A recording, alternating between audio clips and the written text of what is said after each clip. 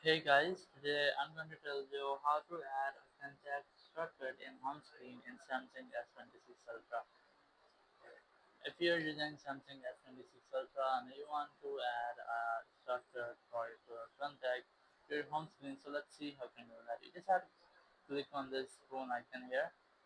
Once you are in your phone app, just select contacts and then select the contact for which you want to create a shortcut. I'm going to select this one. Just click on this info icon.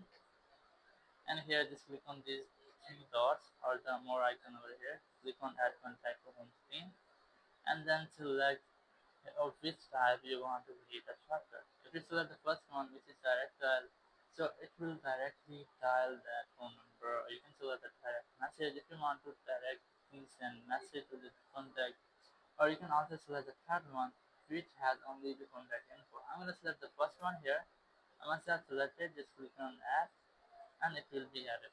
Now you can easily see it on your home screen. You just have to click on it and it will quickly go to your dial section, that is the SIM, and your contact will be dialed. So in this way you can easily create a contact shortcut on your home screen and your Samsung S26 Ultra.